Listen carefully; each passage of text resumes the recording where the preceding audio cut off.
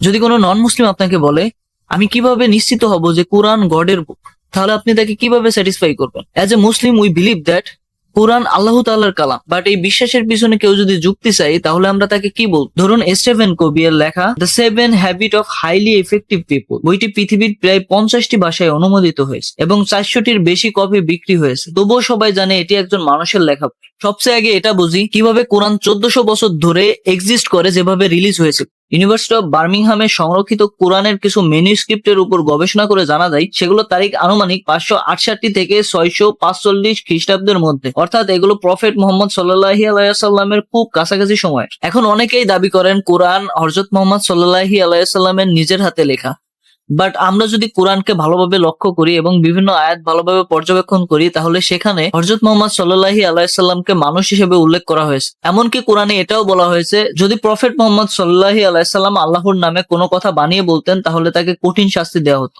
যদি তিনি এই বইটি লিখতেন তাহলে নিজের বইয়ের নিজের বিরুদ্ধে এমন কঠোর সতর্কবার্তা কেন লিখতেন? এখন আমরা যদি কোরআনকে আরো গভীরভাবে বিশ্লেষণ করি তাহলে আমরা এমন কিছু জিনিস দেখতে পাই যেগুলো আধুনিক বিজ্ঞান আরো অনেক পরে আবিষ্কার করেছে। ফর এক্সাম্পল ব্ল্যাক হোল, এই ধারণা আধুনিক বিজ্ঞানে 1971 সালে প্রতিষ্ঠিত হয়েছে, কিন্তু কোরআনে 1400 বছর আগে এই বিষয়ে ইঙ্গিত দেওয়া হয়েছে। আবার অ্যান্থনি ভ্যান 1677 সালে স্প্যাম থেকে প্রেগন্যান্সির গবেষণা করেন, যেটা 1400 বছর আগে কোরআনে মেনশন করে দেওয়া হয়েছে। এখন প্রশ্ন হলো যদি কোরআন সত্যি একজন মানুষের লেখা হতো তাহলে 1400 বছর ধরে পৃথিবীর কোটি কোটি মানুষ কেন এটিকে মুখস্থ করে আসছে? কেন এর একটি অক্ষরও পরিবর্তন করা সম্ভব হয়নি? কেন আজ বিশ্বের বিভিন্ন প্রান্তে মানুষ একই কোরআনের আয়াত তেলাওয়াত করছেন? আর সব থেকে বড় কথা, কোরআন নিজেই চ্যালেঞ্জ করেছে, তোমরা যদি মনে করো এটা মানুষের রচনা তাহলে এর মতো একটা সূরা এনে দেখাও।